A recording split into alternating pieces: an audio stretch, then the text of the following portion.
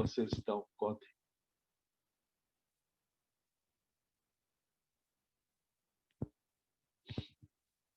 Boa tarde, Iago. Tainá. Boa tarde, Tainá. Tainá, estou com saudade de ti, Tainá.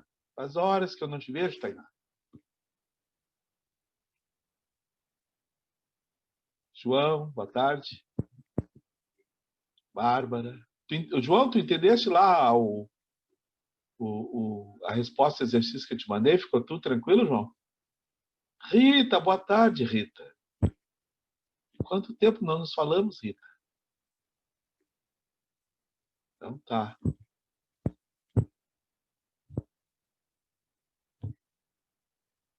Muito bem.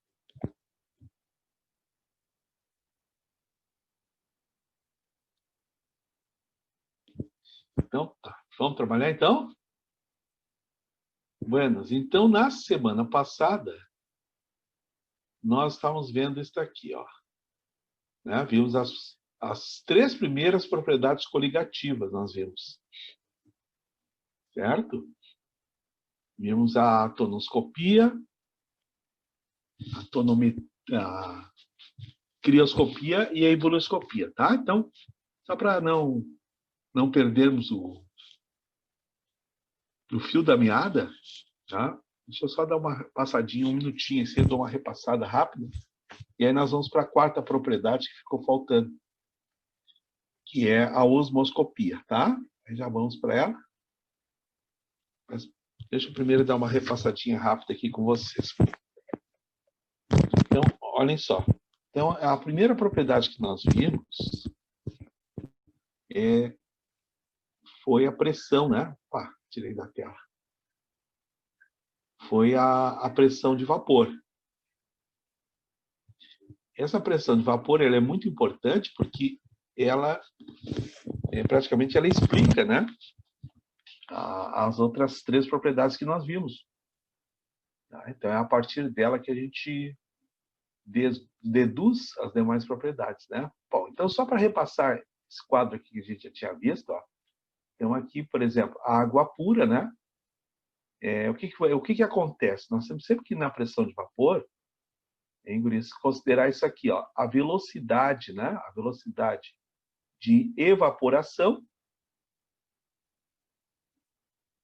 é em relação à velocidade de condensação, né? Então, o líquido vai evaporar, né? Vai sair, ó, da solução. Não esqueçam que vaporização, gente, só ocorre na superfície do líquido, tá? Então, só aquelas partículas que estão na superfície é que evaporam, né? Diferente da ebulição, né? Porque a ebulição, por exemplo, qualquer partícula ao longo do líquido pode entrar em ebulição.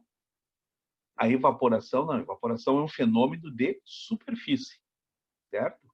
Bom, então, ocorre a evaporação e, claro, consequentemente, a condensação. Quando essas 2 velocidades se igualam, é que a gente diz que foi atingida a pressão de vapor. Antigamente, a gente chamava de pressão máxima de vapor. Tem alguns que ainda usam esse termo, máxima. Olha, tá em desuso. Tá? Então, pressão de vapor é atingida.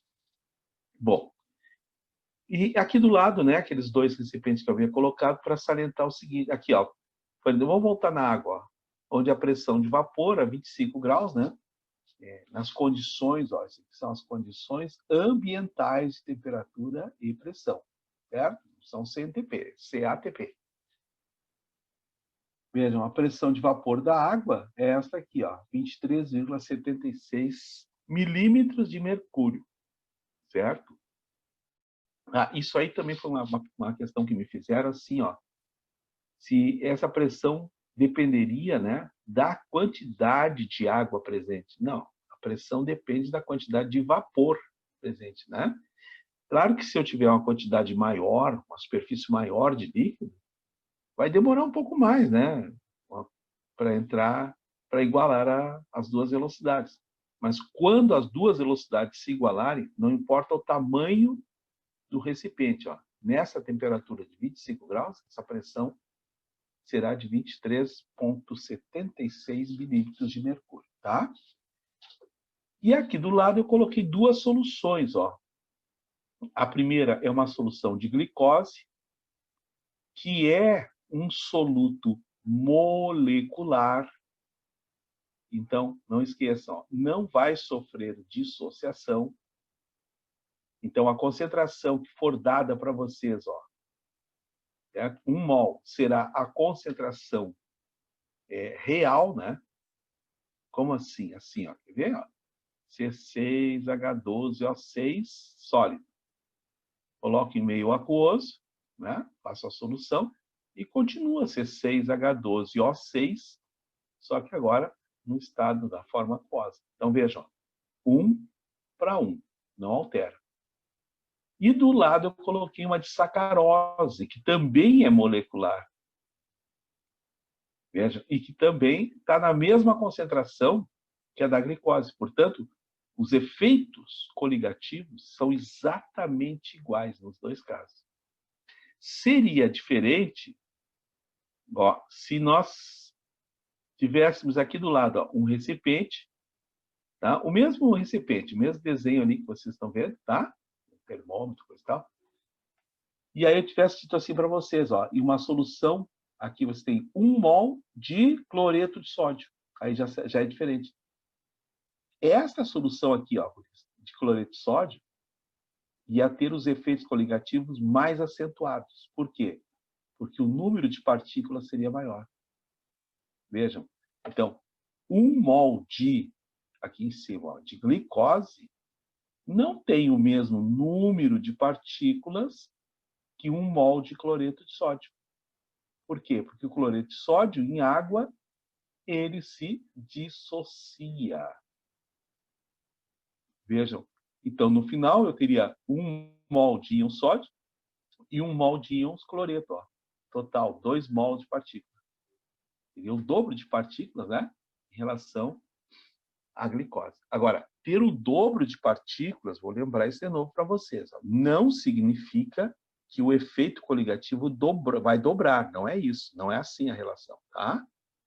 Então, não é diretamente dobrou o número de partículas, dobra o ponto de ebulição. Não, de forma nenhuma, tá? Não é assim. Existem cálculos para isso. Tá? E felizmente, a gente não precisa ver, né? No ensino médio. Eu não sei por que eu estou trabalhando com a tela tão pequenininha assim. Vocês se deram conta? Estou maltratando vocês. Olha um pouquinho. Agora que eu me dei conta. Eita, a idade é um negócio desse. Tá entendido? Entenderam direitinho, então, que eu falei para vocês? Bem, então, aí você tem a pressão de vapor. Essa pressão de vapor, estou dando uma revisadinha aqui, né? Não custa nada, é bom a gente lembrar. Né? Recordar é viver. Essa pressão de vapor, você tem que agora associar a algumas propriedades, né, da matéria, como, por exemplo, né? Ó, por exemplo, associar a pressão de vapor com a volatilidade. Tá? Lembrando sempre, ó, quanto mais volátil for o material, claro, mais vapor ele vai formar, né?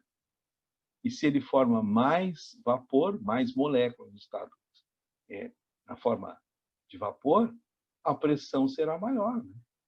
A pressão ela é dada pelo choque, pela colisão das moléculas do vapor contra as paredes recebentes. Se eu tenho mais moléculas, eu vou ter maior pressão, tá? E quando a gente compara com o ponto de ebulição, tem que lembrar aquele detalhe, ó. Certo? Uma substância, ela entra em ebulição, ela começa a ferver quando a pressão interna, que é a sua pressão de vapor, se iguala à pressão externa, que é a pressão atmosférica. Então, olha só, se uma substância tem uma pressão de vapor, a pressão atmosférica tem que chegar aqui, ó, tem que chegar a 1 atmosfera, né? Ou 760 milímetros de mercúrio. Essa é a pressão atmosférica, né? Mercúrio, Hg. Ó. Agora pensem comigo, ó. Se a substância tem uma pressão de vapor bastante alta, ela está mais próxima da pressão atmosférica. Então, ela exige menos energia, né, para entrar em ebulição. Então, o seu ponto de ebulição é menor. Então, aqui, ó, a relação é essa. Ó.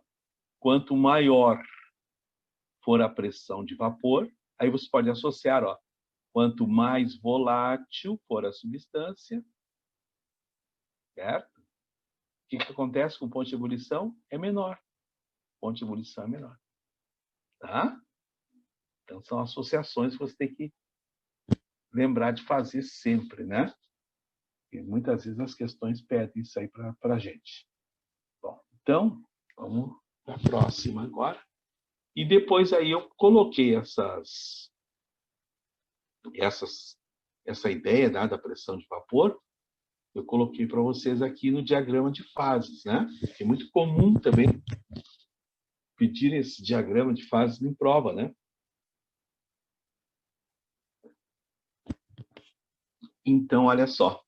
Aqui você tem o diagrama de fases da água, né? As propriedades coligativas do diagrama de fase. Tudo tem a ver com a pressão de vapor. A queda, né? A diminuição da pressão de vapor. Porque vejam o seguinte, ó, só para a gente relembrar uma coisa. Quer ver? Quando a gente coloca um soluto não volátil no recipiente, o que vai acontecer? Vamos botar um recipiente aqui. Ó. Vou fazer um bonitinho aqui. Bem bonitinho. Ó. E está aqui um recipiente, tá? E lá dentro vocês vão colocar o líquido. Isso aí tem que estar fechado, né? Senão não, a propriedade não tem como medir a propriedade. Tá? Então, vejam, quando é só o líquido puro, né? Só o líquido puro, vamos dar aqui um zoom nessa região, ó. Só líquido puro, as moléculas desse solvente, desse líquido, ó, estão todas elas na superfície. Não esqueça que eu disse para vocês, né? Somente as moléculas da superfície é que evaporam. Muito bem. Mas, vejam agora, quando a gente acrescenta um soluto, o que acontece? Quando eu coloco um soluto, sal, açúcar, não volátil, né? Agora eu vou pintar umas aqui. Ó. Algumas moléculas desse soluto, ó, substituem as moléculas do solvente. Tá? Então, aqui, ó, a verdinha aqui, as moléculas verdinhas são a do soluto, né? Que não vão evaporar. Então, vejam, ó, isso faz com que a pressão aqui dentro caia, né? Vocês vão ter uma pressão menor. Por quê? Porque nós teremos menos moléculas evaporando. Então, cai a pressão de vapor. Esse é o fenômeno chamado de tonoscopia. É a queda, a diminuição da pressão de vapor, tá? Pelo acréscimo de um soluto não volátil. Tá certo? Estão entendendo até aí? Muito bem. Então, vamos ver aqui, ó. Só colocar aqui para vocês. Vou apagar aquele coisa que eu fiz aqui. Tá. Então, tá. Então, fazendo uma análise, né? Repetindo, então, o que a gente já tinha falado. Ó. Fazendo uma análise, rapidinho aqui, ó. Aqui vocês têm o gráfico da água pura, né? Certo? Então, aqui, ó. Vou pegar na fase quente aqui, tá? Água pura. Se eu adicionar um soluto não volátil, a pressão cai. Tá? Lá vai a pressão de vapor, vai despencar. Ó. Ó, lá vai ela. Ó. Foi lá para baixo. Tá? Viram a flechinha aqui? Ó. Tá? Vai diminuir a pressão de vapor. Simplesmente, se o líquido se a água estiver fervendo, ela vai parar de ferver. Né? Isso acontece quando a gente, por exemplo, vai fazer uma massa, né? Um macarrãozinho, por exemplo. Não pode ser miojo. Tá? Um macarrão. Põe água para ferver, está fervendo, chega lá e põe 2, 3 colheres de sal. Para de ferver. Certo? Por alguns segundos, é claro. por alguns segundos para de ferver e depois volta a ferver. Não é verdade? Tá? Quando voltar a ferver, olha o que vai acontecer. Para recuperar a temperatura, né? O ponto de ebulição, vamos lá. Ó. E tem essa seta enchendo meu saco aqui. Ó, vai ver como é que vai. O que vai acontecer agora? Ó. Parou de ferver, né? Porque a pressão caiu. Vai voltar a ferver agora. Mas para voltar a ferver, veja o que tem que acontecer. Ó. Ó, aqui já é uma solução. Tá? E olhem o ponto de ebulição. Ó. Ele vai aumentar. Essa é a hipolioscopia, né? Certo? Então, aqui você já tem uma solução. Eu vou chutar aqui, ó. Eu fiz na aula passada. 0,1, certo? Mol por litro de substância X. Pronto. E quanto mais eu concentrar essa solução, ó, mais eu estou aumentando o número de partículas, né? Quanto mais partículas, mais eu puxo, ó, o ponto de ebulição para cima. Então, vejam, aqui vocês têm as duas propriedades. Já tem duas aqui, né? Aqui, ó. Aqui vocês têm a queda da pressão, tonoscopia. Isso para vocês pode ser tonoscopia ou tonometria. Quando se usa tonometria, o que não é comum nas nossas provas, o comum é usar tonoscopia, né? Copia é assim, tipo, o estudo, né? O estudo da pressão. E metria, se fosse metria, é quando a gente usa fórmulas para medir, né? Então, aqui é a tonoscopia. Tá? E aqui vocês têm, ó, o aumento do ponto de ebulição, ó, puxado para cima porque a pressão caiu. Então, aqui vocês têm a ebulioscopia. Tá certo? Então, já tem duas propriedades aqui coligativas. E aqui do ladinho frio, vai acontecer a mesma coisa, né, Guris? Você vê, ó, quando a gente acrescentar o, o soluto, né, não volátil, a pressão vai, ó, vai cair. Cai a pressão. Tá? E aí, caindo a pressão, o que acontece com o ponto de congelamento? O ponto de congelamento, ó, vai diminuir mais ainda. Ó. Lá vem ele. Botei uma flecha aqui, mas não é flecha. A flecha está metida aí só.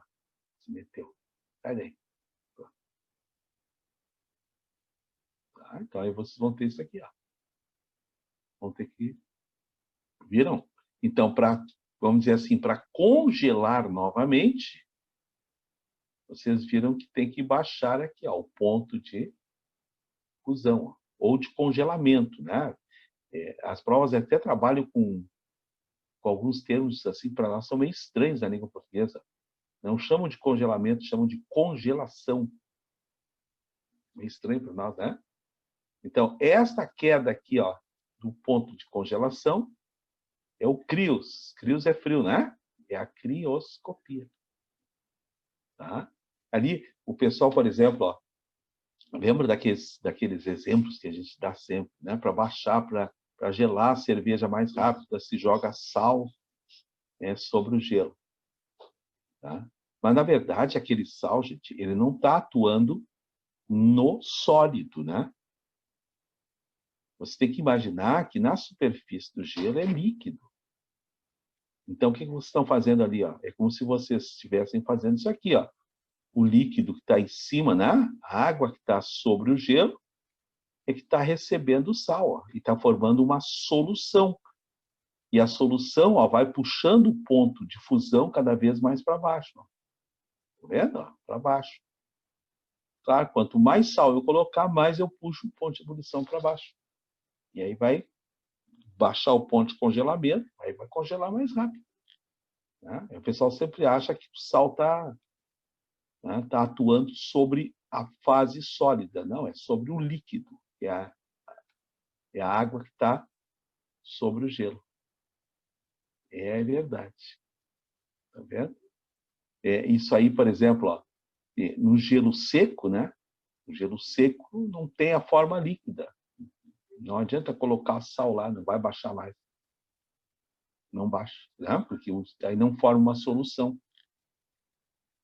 Aí sal com gelo seco é mistura heterogênea. Tá entendido até aí? Então, tá. Então, aqui os três fenômenos, vejam que todos eles dependem da queda da pressão. Diminuiu a pressão, acrescentou o soluto não volátil, a pressão caiu. Se ela cai, aumenta o ponto de ebulição e diminui o ponto de congelamento. Certo? Bom, então, isso é o que nós já tínhamos visto. Agora, vamos avançar um pouquinho mais, tá? Deixa eu tirar essa tela aqui. E nós já vamos avançar na aula de hoje. Então, meninos e meninas. Tá, então, ficou faltando para a gente completar o fenômeno da osmoscopia. Esse não dá para ver no gráfico, né? Aquele gráfico não tem como a gente trabalhar a osmoscopia em gráfico. Tá, mas tem como a gente trabalhar ela de forma isolada, né? Como ela aparece nas provas, sempre de forma isolada. Então, olha aqui, ó. Tá? Então, vamos ver isso aqui. Osmoscopia. Que, claro, já sabe, né? Depende da osmose. O que é a osmose? A osmose é a passagem do solvente através de uma membrana semipermeável. Ponto. Isso é osmose. Né? É a passagem do solvente por uma membrana semipermeável. Ponto. Isso é a osmose. O que normalmente a gente confunde, né? Mas não tem problema confundir. Não estou criticando. Tá? É a osmose com o transporte passivo, né? Que aí é o deslocamento do solvente do meio menos para o meio mais concentrado. Tá? Aí é o transporte. Mas tudo bem, funciona bem. Se a gente confundir também, não tem problema. Tá certo.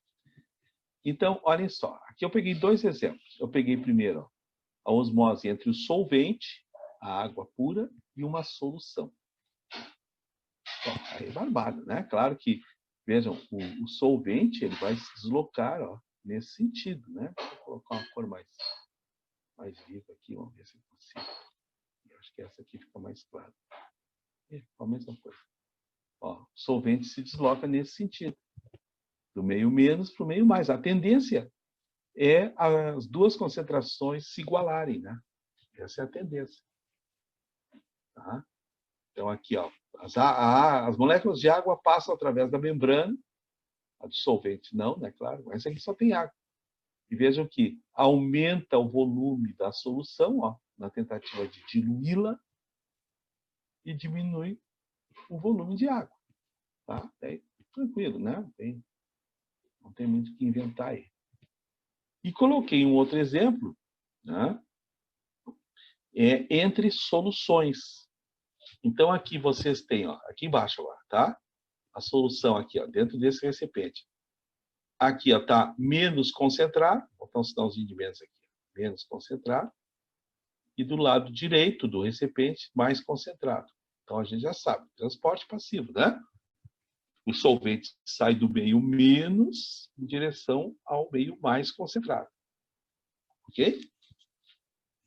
Aí tem vários fenômenos, né? Que a gente fala, a produção do charque, a seiva, né? Subindo até a copa das árvores. Bom, tem vários fenômenos. E vários nomes também. Por exemplo, ó, aquela solução que é a menos concentrada, tá? Ela é chamada de hipotônica. Hipo está abaixo de tudo, né? Hipotônica. Aquela que é mais concentrada é isso mesmo, hipertônica. E quando as duas, ó, entram em equilíbrio, então a gente diz que se formou uma solução isotônica. Uma solução isotônica. Os colírios, por exemplo, eles devem ser isotônicos à lágrima. Tá? Tem que ter a mesma pressão osmótica da lágrima. Senão, se a pressão osmótica for diferente, o cara vai ficar com o olho vermelho. Né? Vai ficar vermelhão o olho. Sempre vai ter alguém para achar que a gente andou fazendo de coisa errada para ficar com os olhos vermelhos, não é verdade? Então, vejam os nomezinhos que a gente dá, tá certo? Hipotônica, hipertônica e isotônica, quando se iguala. Bom, mas onde é que está a pressão que se fala, né? A pressão osmótica.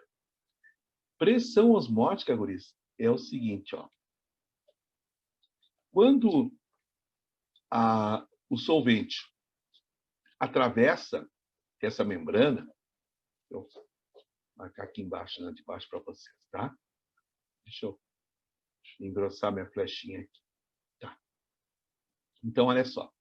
Quando o solvente vai passar através da membrana, ele vai empurrar essa membrana aqui, ó, amarelinha, fazendo aqui embaixo, né, a solução aqui, tá? Ele vai empurrar a membrana, exercendo uma pressão. Tá? Ele vai exercer uma pressão sobre a membrana, que nós chamamos de pressão osmótica. Essa é a pressão osmótica, tá? É a pressão que o solvente exerce sobre a membrana. Bom, só que é impossível, né? Pelo menos não inventaram ainda aparelhos para medir essa pressão osmótica dentro da solução.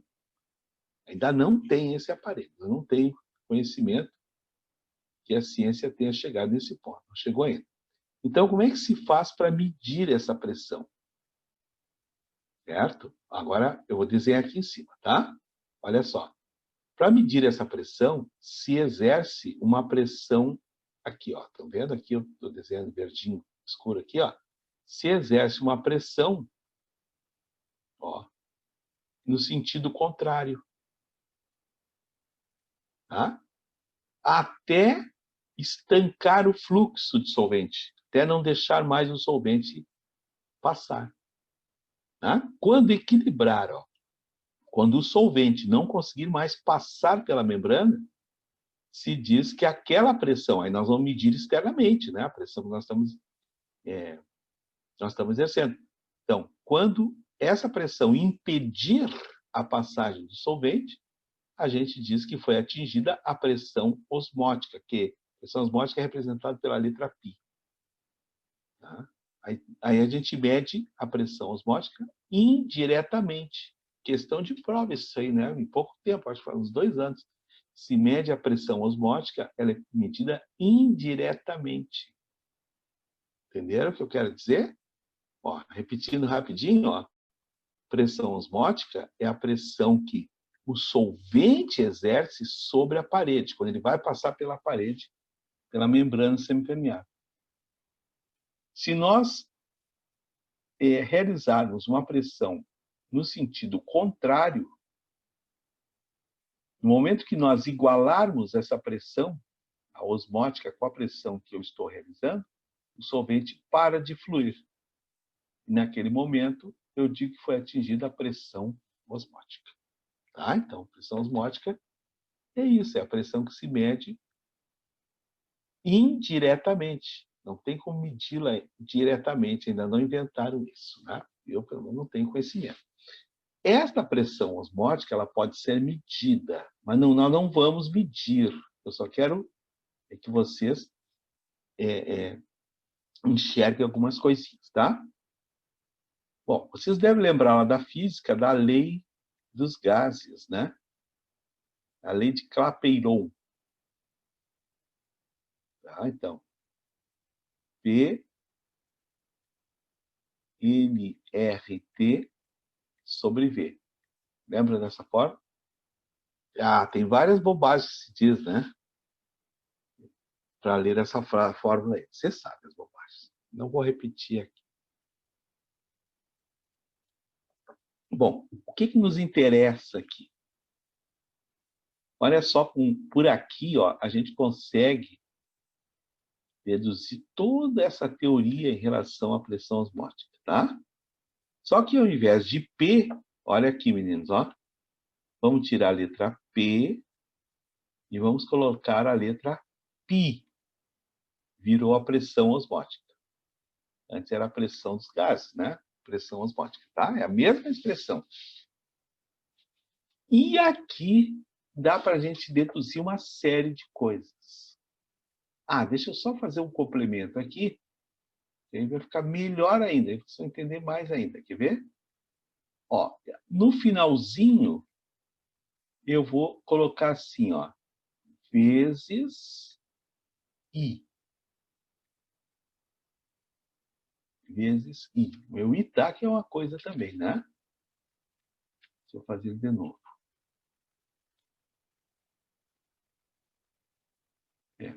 Parecido. Ó, vezes I.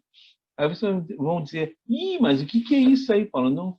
Não me lembro. Claro, isso aqui na semana passada, nós falamos que é o fator de correção de Van 't Hoff. Tem um T aqui, Van 't Hoff. Tá? Na verdade, o que é isso aí? É o número de partículas. Porque todas as propriedades coligativas dependem do número de partículas. Certo? Tá, mas o que eu quero mostrar para vocês são essas relações aqui. A matemática daquelas bem elementares, né? Vocês já estão assim, sabem fazer bastante. Tranquilo. Olha só. Pressão, quer ver? Vou colocar aqui, ó. A pressão, tá? É igual. Quem é que está aqui, ó? Número de mols sobre o volume. Essa é a concentração molar, ó. Então, a pressão é diretamente proporcional, vou substituir aqui, ó. Ela é pressão osmótica, é diretamente proporcional à concentração. Tá vendo? Ó? Quanto maior for a concentração da solução, maior é a pressão osmótica. Tá vendo? Agora, entenderam aqui direitinho? Ó? Aumenta a concentração. Concentração é número de mols sobre o volume. Tá vendo? Agora, vejam a diluição. Ó. O que a diluição faz na pressão osmótica? Ó. Vejam. A pressão osmótica, agora é só no volume, pega só o volume. É inversamente proporcional ao volume.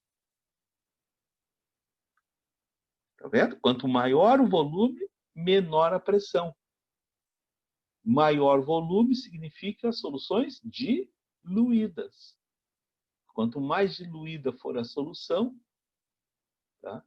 Menor é a pressão osmótica. Quanto mais concentrada, agora volta aqui em cima, ó. Quanto mais concentrada for a solução, maior é a pressão osmótica. Tá vendo? Então você consegue trabalhar tudo aqui, ó. A pressão, ó, também é diretamente proporcional à temperatura. Não esqueçam que nessa forma a temperatura é sempre em Kelvin, né? Kelvin.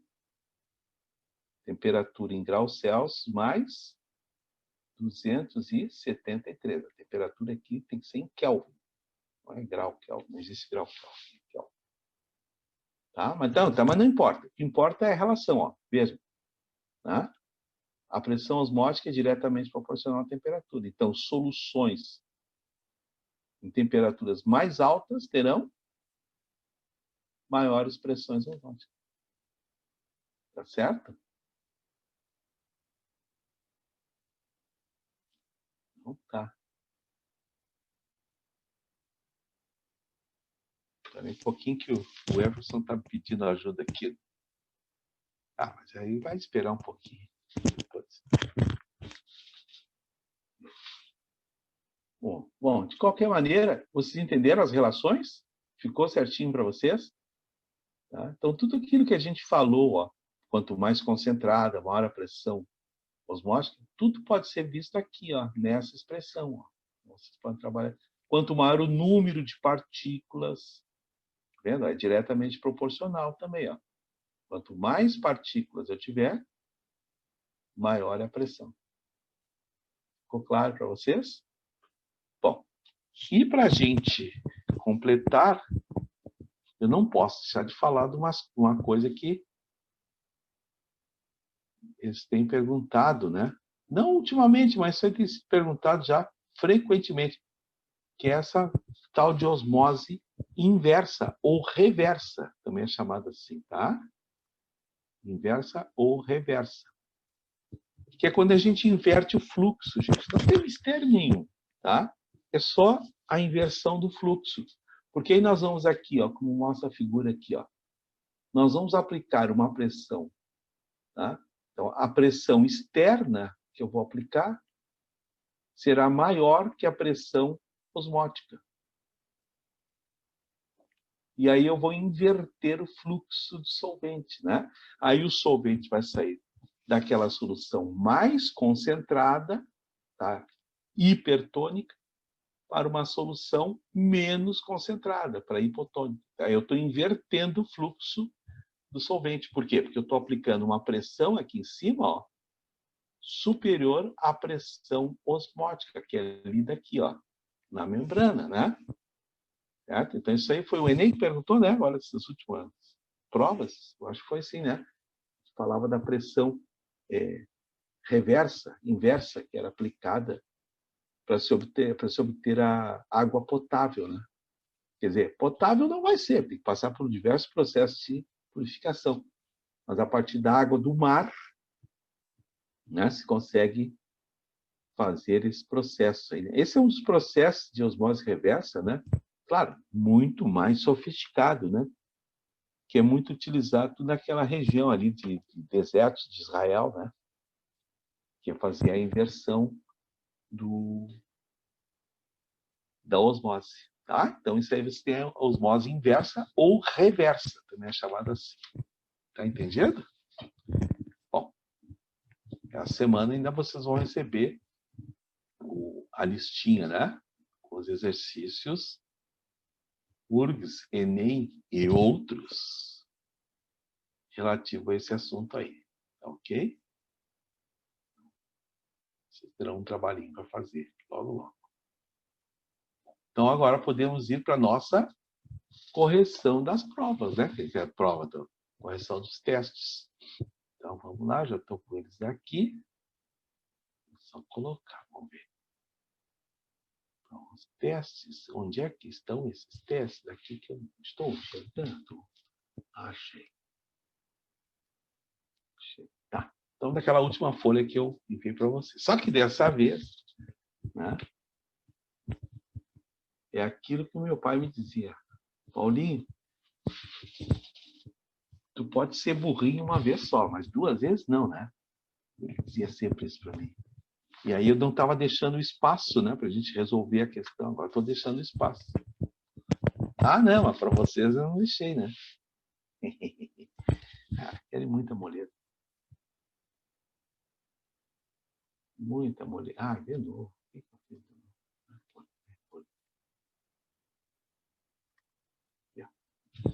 Bom, então vamos lá. Vamos fazer a nossa correção. Tá? Vocês querem começar por algum em especial? Ou tá bom assim? Vamos na ordem. Aqui a gente serve o buffet. Como o freguês gosta. Tá, então ninguém se manifestou, vamos pelo número 1. Número 1 é a questão da FUVEST, né, que é um belo vestibular. A FUVEST faz um vestibular bem bonito, bem interessante. Então, mas é uma questão simplesinha, né? Diz assim, ó, em Xangai, uma loja especializada em café oferece uma opção diferente para adoçar a bebida. A chamada Sweet Little Rain, né? Olha só o inglês, Sweet Little Rain, consiste em uma xícara de café sobre a qual é pendurado um algodão doce. Quer dizer, esse cara não tem mais o que fazer, né?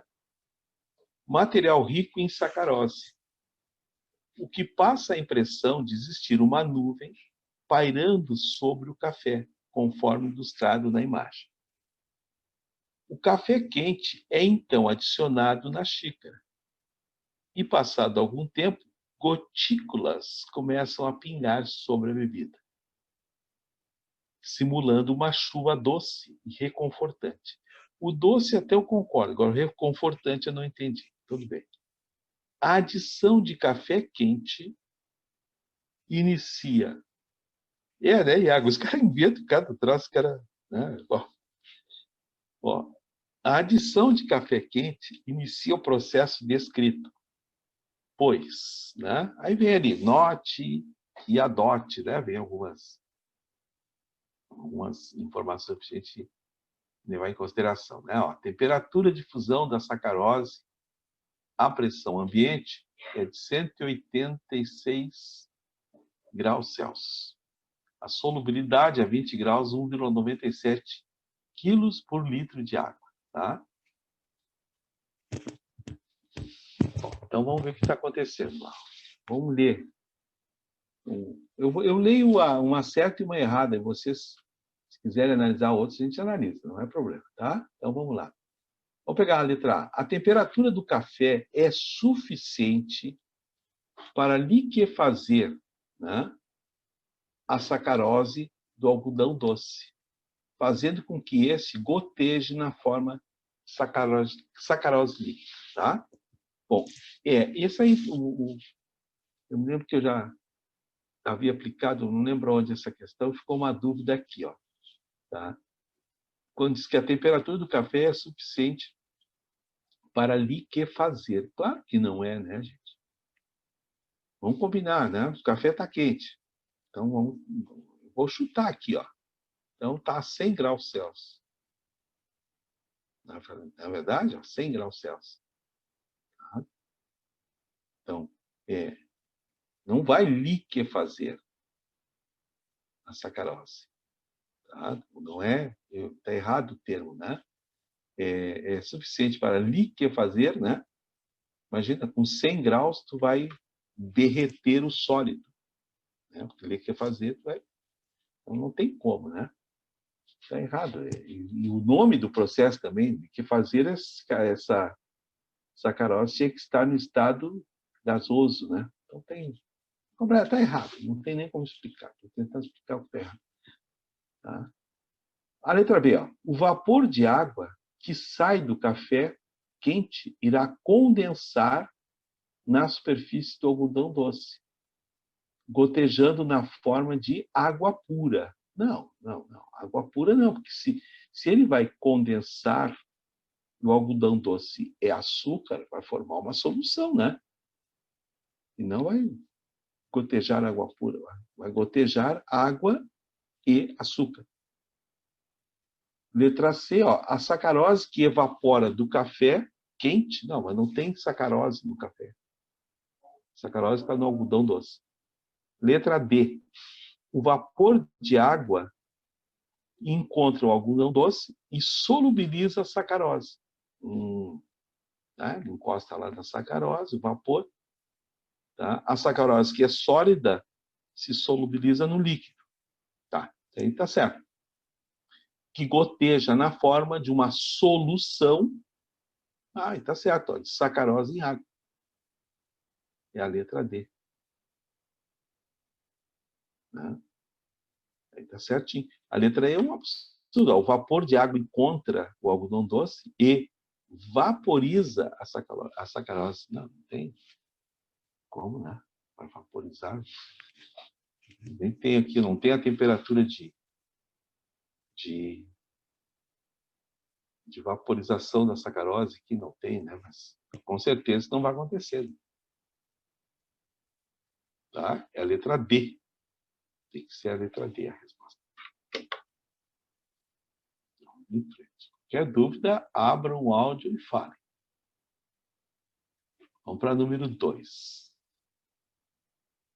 Na número 2, vamos ver essa questão. Essa já é um pouquinho mais caprichada, mais difícil, né? Também não é tanto assim. A 2 assim, ó. Um resíduo de 200 mililitros, de solução de ácido sulfúrico de concentração 0,1 mol por litro, precisava ser neutralizado antes do descarte. Para tanto, foi utilizado bicarbonato de sódio conforme a equação a seguir.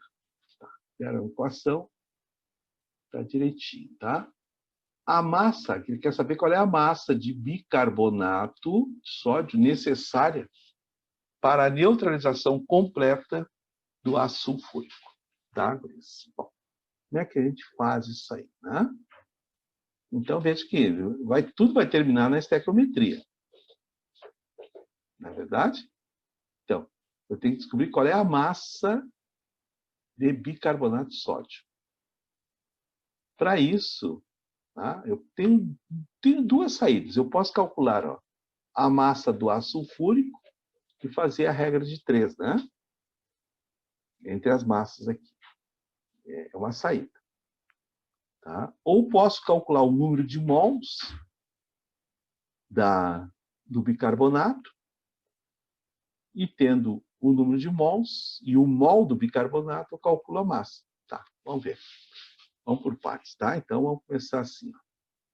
Deixa eu anotar aqui, ó. H2SO4 mais 2NaHCO3, tá? O resto não interessa, interessa só essa parte aqui. Vejam que, no caso do ácido sulfúrico, eu tenho 1 mol de ácido sulfúrico que reage com 2 mols de bicarbonato. Eu quero descobrir quantos mols de bicarbonato eu tenho. Eu vou chamar de X1, tá? Porque no momento que eu tiver o número de mols de bicarbonato, eu posso calcular a massa. Tá? Já vou deixar montado aqui. Aí, se vocês não entenderem, vocês vão me falar. 1 mol de bicarbonato, eu vou fazer também, mas eu vou deixar a segunda parte contada. Isso aí dá... Aqui, ó, somando as massas, né? Vou somar aqui as massas, né? Sódio é 23, hidrogênio é 1, carbono é 12, oxigênio 16 vezes 3. Vezes 2. Tá certo? Nem imagino quanto é que vai dar isso aí. Tá? 1 mol de bicarbonato é 84. Isso aí. 1 mol de bicarbonato são 80. Que 84 é esse? De onde é que tirou? Aqui, meus amores, ó. Eu somei 23 do sódio, 1 do hidrogênio, 12 do carbono, né? Agora, ó, 3 oxigênios, tá vendo? O oxigênio é 16 vezes 3 dá 48. Riba. 10, 4, 1, 8. Ó. 84 é o mol. Então, 1 mol são 84 gramas. Este número de mols que eu vou encontrar agora, eu vou de novo colocar aqui, ó, X1, serão X gramas. Aí eu vou descobrir a massa do carbonato, que é a pergunta, né? Então, vamos lá. Voltando aqui. Então, 1 mol de ácido sulfúrico está para 2 mols de bicarbonato. Sim, mas, Paulo, eu não tenho o número de mols aqui, ó, do ácido sulfúrico. Mas eu vou descobrir, porque eles me deram tudo para calcular. Ó. Notaram ali em cima? Né? O que eles me deram? Eles me deram a concentração, 0,1 mol por litro. Tá vendo? Aqui ela. E me deram um volume também. Certo? Então, volume, vou colocando aqui, tá? 0, já vou passar para litros, né? É mol por litro, aqui tem 100 litros. Vou dividir os 200 por 1000, 0,2 litros. Com isso, vejam, eu posso determinar o número de mols. Por quê? Lembra? A concentração molar é o número de mols dividido pelo volume. Logo, o número de mols é igual à concentração molar vezes volume. Tá prontinho, ó. 0,1 vezes 0,2. Número de mols do ácido. 0,02 mols. Tendo esse valor, ó, agora eu vou lá em cima e coloco aqui, ó. 0,02 está para X. Então, se 1 está para 2, 0,02 mol, é óbvio que estarão para 0,04 mols. Ó. Tendo X, 1, eu vou trazer para cá, 0,04. E agora eu calculo a massa do bicarbonato. Né? Vou calcular a massa do bicarbonato agora. Tá? É o X2, né? Então, X2, quanto é que tem que dar isso aí? 3,36. A letra E, né? Agora vai dar 3,36 gramas. Tá? Então, vou repetir aqui. Vou tomar um gole de chá.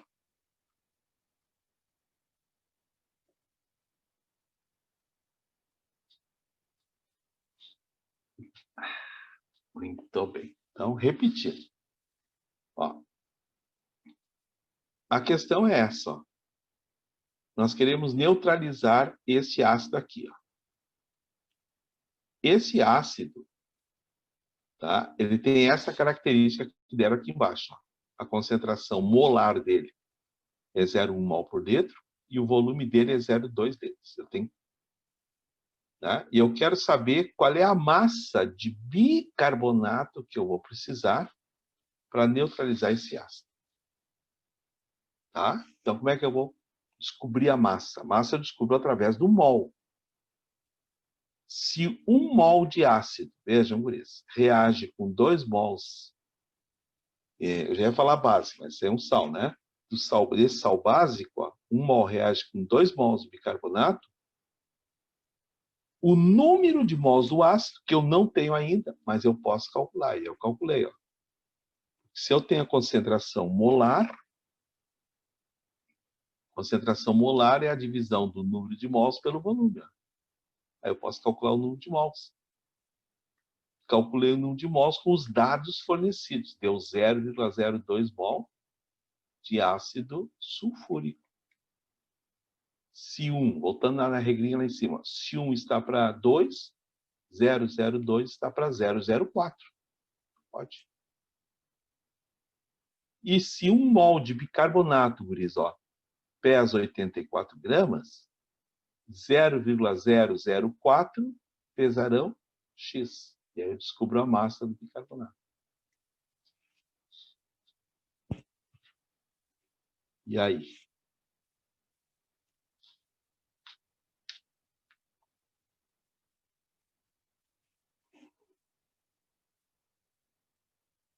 Tá. Muito bem. Uma pergunta?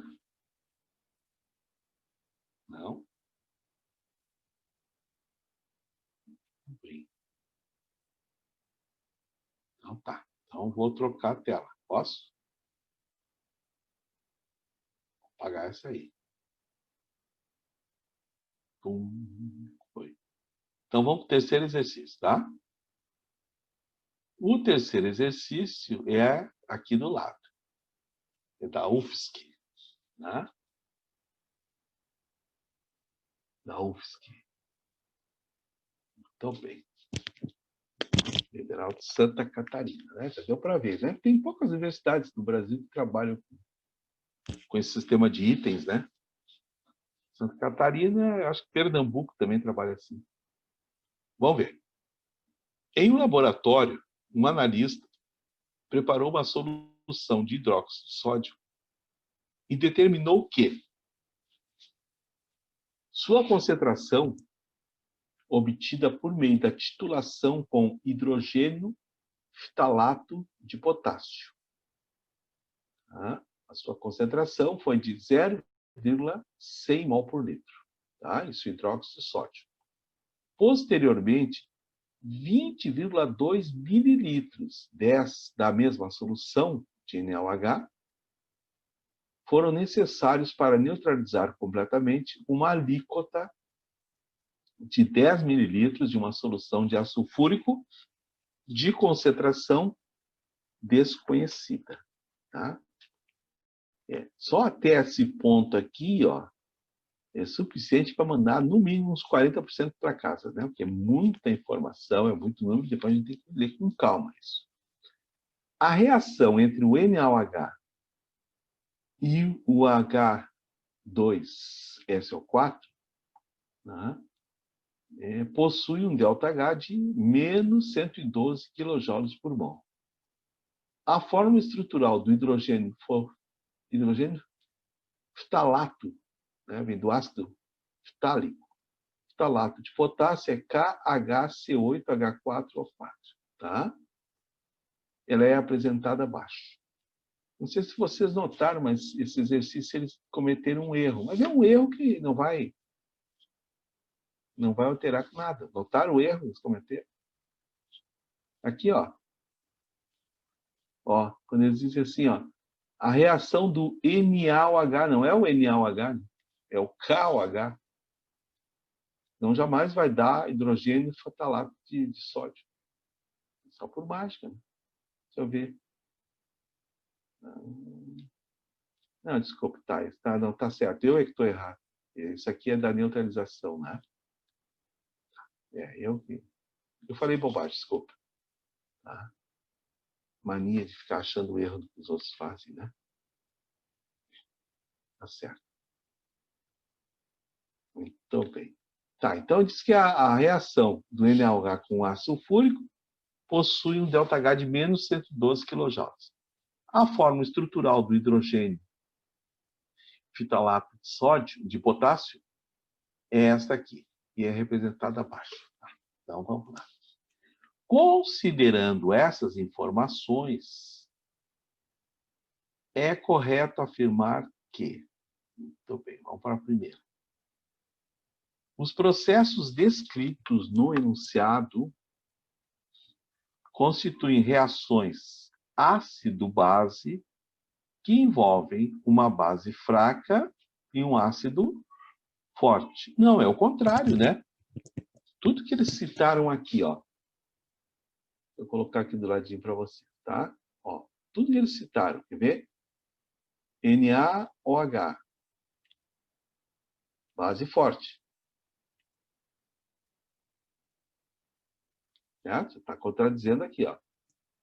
KOH, hidróxido de potássio, né? Senão não chegaria no sal, né? No ftalato. KOH, base forte. E esses ácidos que eles estão citando aí, esse ácido, tá? O ácido ftálico, que deu origem ao sal ftalato, é orgânico. E se é orgânico, ele é um ácido fraco. Não existe ácido orgânico forte. Ó, o ácido sulfúrico citado, bom, isso não precisa dizer, né? É um ácido forte. Tá? Então, a primeira afirmação está errada. Muito errada, né? Várias vezes errada. Tá? Então, bem, vamos para a afirmação 02. Eu só andar um pouquinho aqui na tela, tá? Na afirmação 02. Na afirmação número 2, diz assim, ó, a variação da entalpia para a reação apresentada é negativa. Tá? Menos 112, tá ali, né? Logo, a reação absorve calor. Não, né? O negativo significa que a reação é endotérmica e ela não absorve. Não é verdade? Ela libera o calor. Tá? Só pelo sinalzinho a gente já mata ali. Então, a 2 está errada. Vamos para a afirmação número 3. Dá uma apagadinha para não poluir. 3. Não, 3 não, desculpa. 4. Tá? A concentração de ácido sulfúrico na solução descrita no enunciado é de 0,101 mol por litro. Tá? Então, vamos dar uma olhadinha na afirmação 4. Tá? A concentração de ácido sulfúrico é de 0,1 mol por litro. Bom, a reação que nós temos ali, né, é entre o NaOH mais o H2SO4. Né? Tá? Vai dar lá, não interessa. O que interessa está aqui, né? Vejam que eu tenho uma monobase, notaram? Monobase reagindo com diácido, ou um ácido diprótico. Claro que não vai dar certo. Então, eu preciso, esse 2 aqui, ó, tem que vir para cá, ó, para ficar 2 hidroxilas que vão neutralizar 2 hidrogênios. Tá?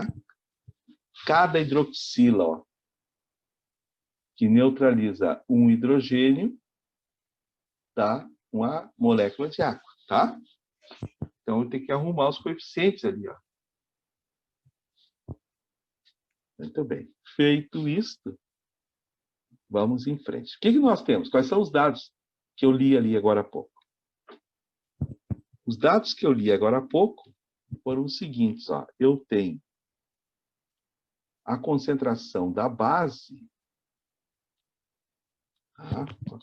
Deixa eu voltar ali para eu enxergar, porque agora eu não estou vendo. Espera um pouquinho. Ó, onde é que está lá? Ah, está aqui. Ó. O analista hidroxissódio determinou sua concentração obtida por ventilação. Tá? Foi de 0,100 mol por litro. E depois ele pegou 20,2 ml da mesma solução de NaOH. Tá, então já sei agora. Deixa eu só anotar aqui. Que eu fiquei sem ele na tela. Né? Agora eu já tenho. Então, a concentração da base que o problema está sugerindo é 0,100. Eu não vou botar 100, vou botar 0,1, tá? 0,1 mol por litro da base. O volume da base que foi utilizado, 20,2 mililitros. Ih, mas você sabe que mililitros aqui nessa... Nós somos concentração molar, né? Tem que passar para litro isso aí. Então, eu vou ter assim, ó.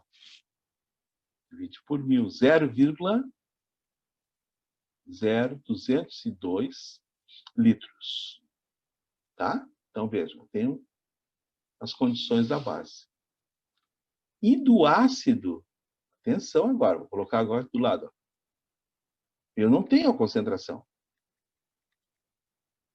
Tá? Esta é a afirmação. Ele está dizendo que a concentração do ácido ó, é 0,101. Isso aí que eu tenho que provar. E o volume do ácido eu tenho. Foi dado no enunciado. Ó. Olha ali, guris. Ó. 10 mililitros. Ou, divide lá por 1000, 0,01 litro. Tá quase bom para resolver isso aí, né? Tá ficando bom. Bom, tenho duas formas de fazer isso aí. Primeiro, vou descrever aqui para vocês. Ó, eu tenho condições aqui, ó, pelo que eles me deram, de calcular o número de mols da base. Certo?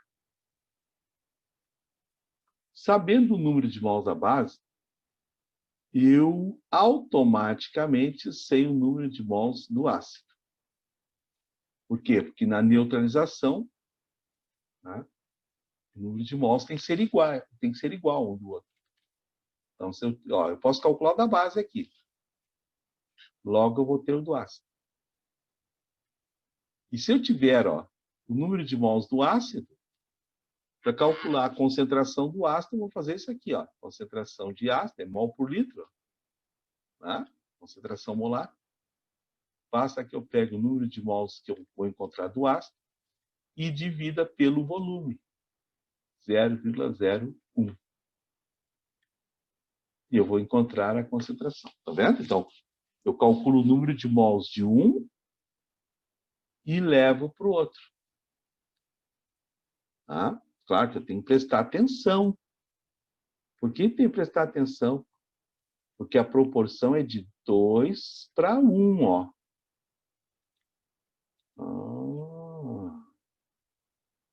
É verdade. Tá? Então, primeiro vamos calcular o número de mols da base, tá? Ó, número de mols da base, então, é a multiplicação da concentração, 0,1, vezes o volume, 0,0202. Ó, número de mols da base, isso vai dar um monte de zero. 0,00202 mol, tá? Ih, Paulo, não entendi. Tá, gente, é assim, quer ver? Para quem não está entendendo. Concentração molar é o número de mols pelo volume. Se eu quero o número de mols, o volume passa para o outro lado multiplicando. Ó, concentração vezes volume. É isso que eu estou fazendo aqui. Só que eu já fiz direto, né? Tem os dois aqui, ó. Tá. Agora, atenção, porque aí é nesse momento que vocês sabem que aquele bicho torce o rabo, né? Que a porta torce o rabo. Por quê? Porque eu tenho que usar a estequiometria da equação, gente. Olha aqui, ó. Para cada 2 mol de NaOH, eu tenho apenas 1 mol de H2SO4. Portanto, se eu tenho 0,00202 mol de NaOH, eu vou ter X desse aqui. Também não vamos, né, morrer fazendo a conta. Eu vou ter a metade, né? 2 está para 1. A metade, 0,00101 mol desse aqui. Tá? Então, tem que respeitar a estequiometria da equação.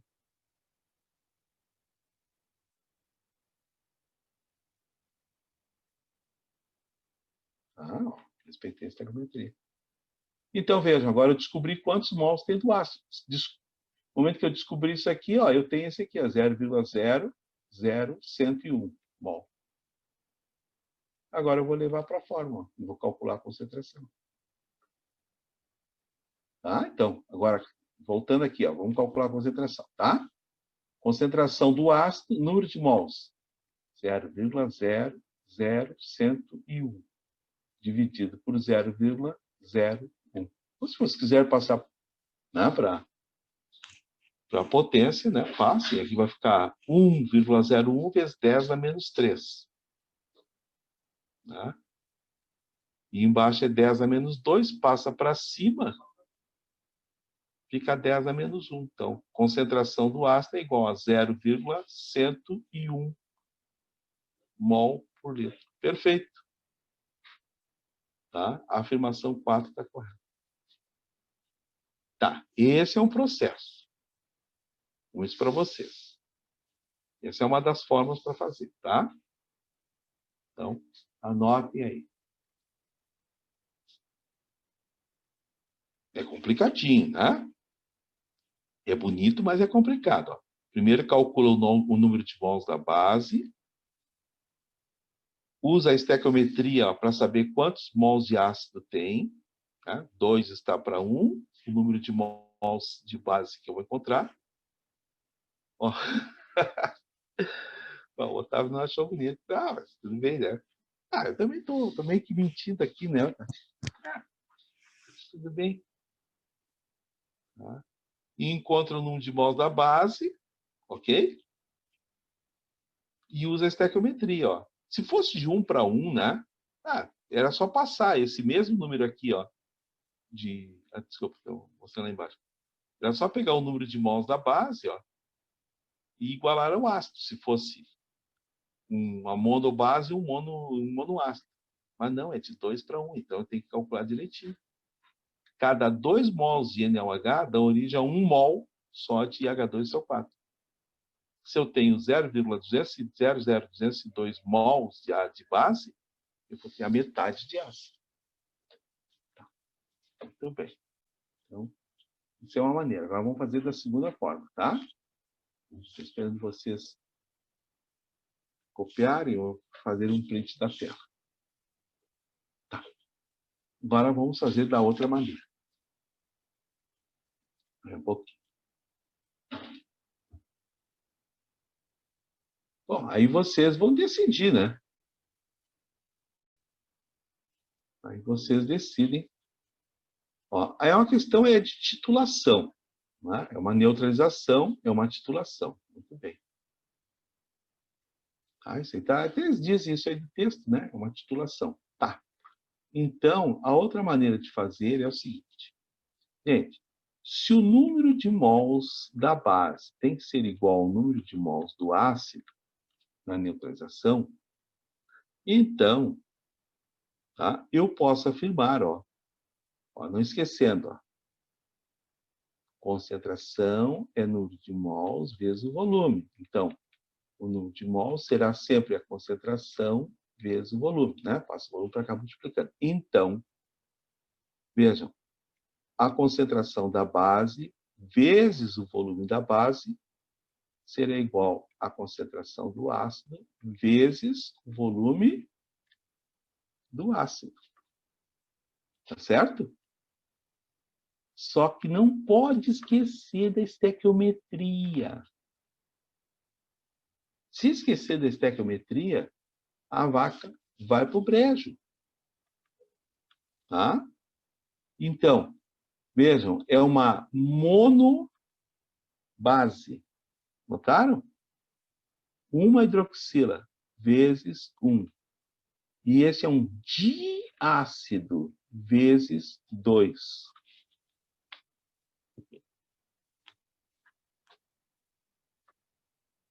Bom, agora é só colocar os dados e correr para o abraço. Ó. 1 vezes concentração da base era 0,1, né? 0,1. O volume era 0,0202, é igual. Concentração do ácido, que nós não sabemos. O volume do ácido era 10 mililitros. Então, como é que ficou? 0,01 litro vezes 2. Tá? Faz a continha aí, né? Bem bonitinho, bem feitinho. E vai dar 0,101 mol por litro.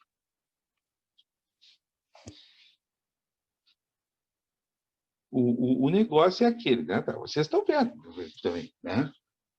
Como é que diz o outro? A bomba não serve também, né? É óbvio que se eu souber a fórmula... Opa, não é o que eu quero. Ó, se eu souber a fórmula, é muito mais rápido, né? Óbvio, é para isso que serve a fórmula, né? Ah, vocês estudam fórmulas aí desde o... Deixa eu ver. Desde os 10 anos de idade. Né? Vocês estudam fórmulas desde os 10, até antes, eu acho que os 8, 9 anos vocês já estavam tendo fórmula no colégio. Tá? E aí vocês já aprenderam. O que é uma fórmula? A fórmula é uma condensação de raciocínios. Ela condensa o raciocínio. Né? Agora, tem o detalhe. Né?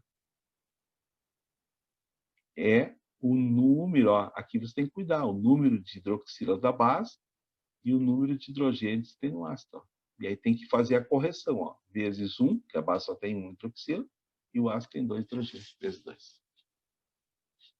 Tá? Toda a fórmula é uma condensação de raciocínio.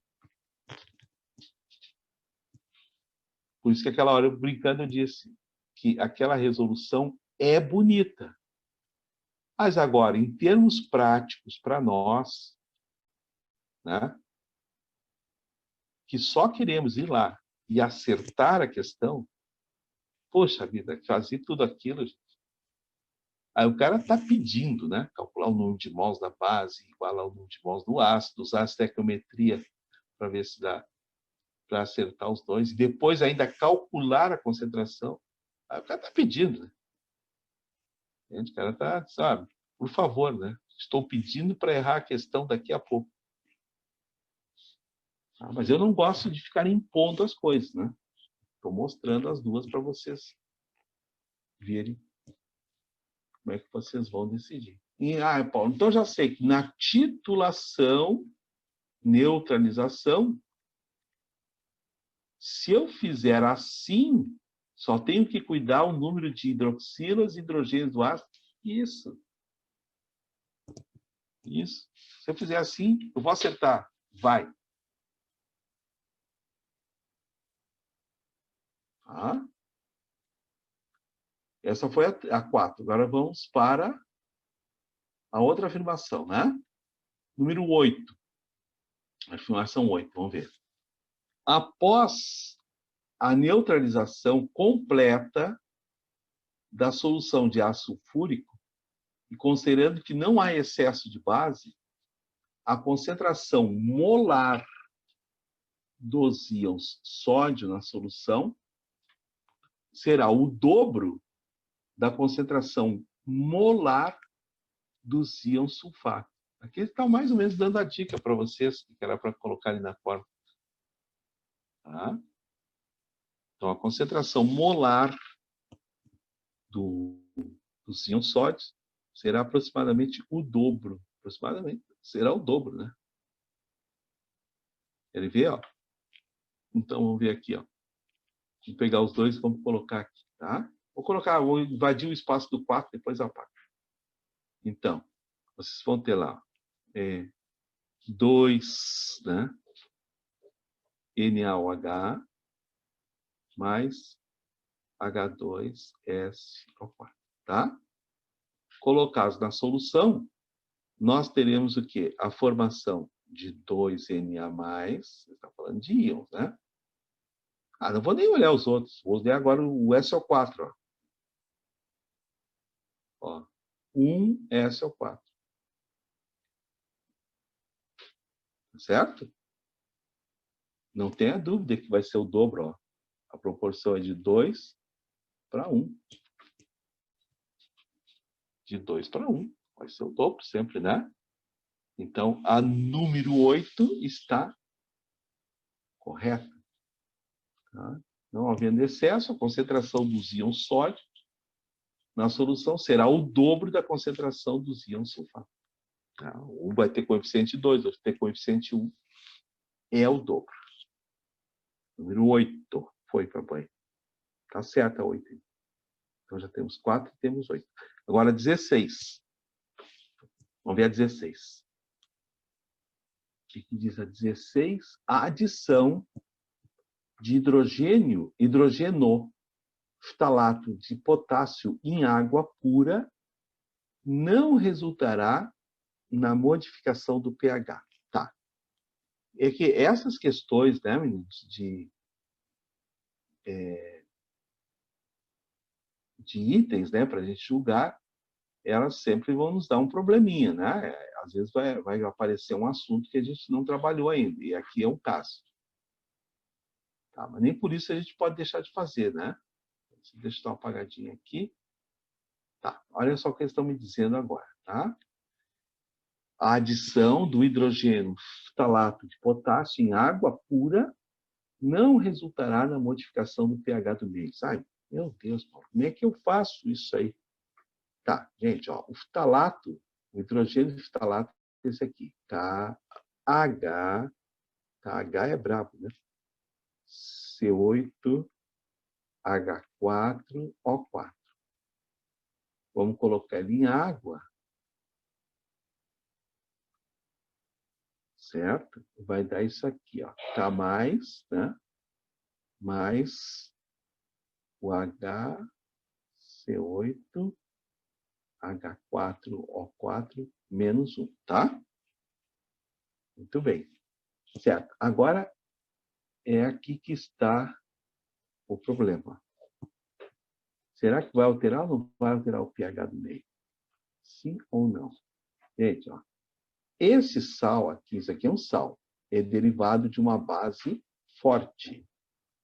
Olha só, onde é que a gente tem que buscar a resposta? Base forte. E o ácido é um ácido orgânico, é o ácido ftálico, que nós já sabemos que é um ácido fraco. Ó. Jamais vai dar pH ali, ó. Esse pH diz que não vai resultar na modificação do pH. Claro que vai. Ó. Você tem um forte e um fraco. Um forte e um fraco. Certo? Aí você já responderia a questão. Vai alterar o pH? Sim. Tem um forte e tem um fraco. Né? pH vai ser o quê? É sempre o do forte. O pH vai ser básico. Vai ser básico. Tá? Mas para deixar mais cheinha a resposta, vamos lembrar o seguinte, ó, que isso aí é uma hidrólise. O forte nunca se regenera. O forte não volta a ser o que ele era. Não se regenera. E parece coisa de faroeste. Ó. O forte não se regenera. Como assim, gente? Ó, o íon da base forte vai permanecer na solução, mas não vai se juntar com a hidroxila. A hidroxila vai ficar liberada, não se regenera. Em compensação, o ácido vai se regenerar porque ele é fraco. Ó. O que é fraco se regenera, volta a ser o que era. Então, volta a ser um ácido. Tá? Então, são dois, né? Dois hidrogênios. Isso aí. O ácido se regenera. H2, C8, H4O4. Então, veja o que ficou na solução. Ó. pH básico. Então, quando ele diz que não vai se modificar, está errado. Vai se modificar. Tá, não precisa... É que eu gosto de mostrar tudo, né? E mostrar a explicação. Mas lá na prova, bastaria que vocês vissem a origem da base e a origem do ácido. Gente, se não der, se desse, vamos supor, se desse forte, o pH é neutro. Deu base forte, ácido fraco, pH é básico. Se tivesse dado base fraca, ácido forte, o pH seria ácido, que é sempre o mais forte que comanda sempre a solução. Tá? Então, para o pH não se modificar, teria que ter dado neutro aqui, forte com forte. Tá? Na prova só precisa saber isso. Não precisa saber se vai se regenerar, se vai voltar a ser um bom cidadão. Então, olha aqui, a número 16 está errada. E a 32 diz, para neutralizar corretamente, deixa eu ver, completamente, para neutralizar completamente 2 mols de ácido sulfúrico, seria necessário 4 mols de hidróxido de sódio. Tá, eles estão insistindo, né? A terceira afirmação igual, Quer ver? Olha aqui embaixo, a reação está aqui ainda. Eu vou colocar os números que eles estão dando para vocês. Para neutralizar 2 mols de ácido, botei aqui na frente do ácido, eu preciso quanto de base? Gente, se 1 está para 2, 2 está para 4. Está certa a afirmação. Eu vou precisar de 4, vai sempre o dobro. Tá vendo?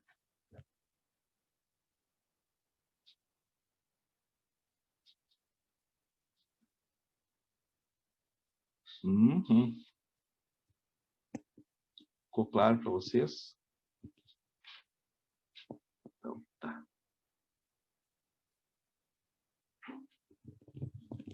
Vamos para o número 4. Vamos para o 4. Lá vem ele. 4. Vou apagar.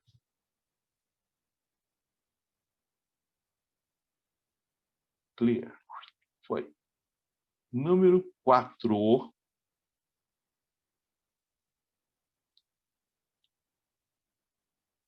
Esse aí é para responder no braço, né? Eu coloquei assim de propósito mesmo, para a gente forçar também, né? Tem muita moleza também. Nós nem queremos, muito fácil mesmo. Muito fácil todo mundo vai fazer. 4. Um medicamento se apresenta na forma de comprimidos de 750 miligramas ou como uma suspensão oral na concentração de 100 miligramas por mililitro. Tá? A bula do remédio informa que o comprimido não pode ser partido, aberto ou mastigado. E que para crianças abaixo de 12 anos, a dosagem máxima é de 15 miligramas por quilo por dose. Tá? Considerando apenas essas informações, conclui-se que uma criança de 11 anos, pesando 40 quilos, poderia ingerir com segurança, no máximo... Tá. Primeiro vamos ver a dose que essa criança pode ingerir, né? Não tem como... A criança tem 40 quilos, ele está dizendo que são 15 miligramas por quilo. Tá? Então, vamos ver a dose que esse pobre diabinho pode ingerir. Então, eu tenho lá 15 miligramas. Isso aqui é uma dose, não esqueça. Uma dose. Para cada 1 quilo de criança. Tá? Vou botar de criança, tá? 1 quilo de criança. Seria a massa corporal, né? A criança em questão pesa 40 quilos. Tá bem, essa aí não tá gordinha. 40 quilos, tem 11 anos. Então, qual é a dose que este capetinha pode ingerir? Essa criança pode ingerir 600 miligramas. É só fazer a conta. 40 vezes 15, né? 400 mais 200, 600. 600 miligramas. Uma dose, né? A criança pode tomar isso aqui. 600 miligramas é dose pra caramba. Só que tem um detalhe. Não esqueçam que aqui ele falou que existem 2 formas, né, de apresentação do medicamento. Em comprimidos, de 750, bom, esse aqui está descartado, né, gente? Ué, mas por quê, Paulo? Porque se ele diz que não pode ser partido o comprimido, a criança tem que tomar 600 miligramas. Bom, o comprimido tem 750, como é que tu vai partir esse comprimido aí? Tem que fazer cálculo para quebrar o comprimido. No meio não chegaria a 600. Imagina, né? Imagina a mãe fazendo cálculos. Tá? Deixa eu ver em quantas partes eu tenho que cortar o comprimido. Não. Então, vamos ter que usar a suspensão oral, cuja concentração é de 100 miligramas por mililitro. Aí é uma barbada. A criança tem que tomar 600 miligramas. Não é? Veja, eu tenho 100 miligramas por mililitro. Então, cada 100 miligramas eu tenho em 1 mililitro. O problema está me dizendo isso. A criança tem que tomar 600. Quantos mililitros essa criança tem que tomar? Vai dar 600 dividido por 100. Vai dar 6. Né? Isso aí vai dar 6. A resposta está ali. 6 mililitros. Da suspensão, oral em uma única dose. Estão vendo? Muito bem. Deixa eu ver. Deu a letra A. Bom, vou ficar devendo o resto para vocês aqui, né? Vai ter que ser na sexta-feira. Tá? Então, sexta-feira eu termino a correção para vocês. Se vocês quiserem antes, me mandem a mensagem, eu faço. Não tem problema, eu mando para vocês. Tá? Então, na sexta-feira, eu vou terminar esse aqui. Eu vou mandar um outro material já para vocês. Hein? Tá? Mas não hoje, claro. Vou mandar aquele material das coligativas, tá? Então, vocês já irem trabalhando aquilo lá. Tá certo? Bom, não tem mais nada para fazer. A não ser desejar uma boa semana. Vocês viram, já foi publicado para vocês ali o esquema diagnóstico, as datas. Não? Vocês já receberam, né? Isso, então tá. Se vocês tiverem alguma dúvida, né, como é que vão fazer? O interessante é o seguinte, gente, tirem da cabeça a palavra simulado, tá? Não é simulado. Porque vocês vão ver que tem matérias que vão colocar um número de questões, outras vão colocar outro número de questões. É um diagnóstico para saber como, tá, vocês estão no livro 1. Esse primeiro é só sobre o livro 1. Tá? Para a gente detectar as dúvidas, tá? Aquela matéria que não foi bem entendida, do livro 1. Então, é um diagnóstico, não é simulado. Então, vai ter matérias que tem assim, ó, eu não vou adiantar, porque eu sei quantas, mas não vou adiantar, porque eu não quero furar ninguém, né? Então, vou só chutar assim, ó. Tem matérias que vão ter 10 questões, vocês fazerem nesse diagnóstico, e tem outras que terão 25, tá? Cada professor elaborou, primeiro, baseado no número de períodos que ele tem para corrigir, né? E nas necessidades que ele quer sentir em vocês, tá? Então, a coisa foi montada dessa maneira. Então, tirem da cabecinha de vocês a história de simulado, não é simulado, é para a gente diagnosticar, ver como é que nós estamos. Vai funcionar, vocês vão ver. Vai ser uma maravilha. Ó, beijo para vocês. Vamos lá tomar um café, bom. Eu sei que alguns já almoçaram, mas gosto de tomar um café. O máximo é 25? Não, Iago, não. Tem alguns que tem um pouquinho mais, tá? Não tem máximo. Isso aí, cada professor colocou um número que ele achava que... Primeiro, que ele vai conseguir corrigir, né? No tempo que ele tem de aula. Tá? Tchau, Ritinha. Vai lá tomar teu cafezinho. Então, eles se basearam nisso aí, tá? Fica tranquilo, vai fazer tranquilo. Um abração, ó. Boa semana para vocês. Tchau, tchau.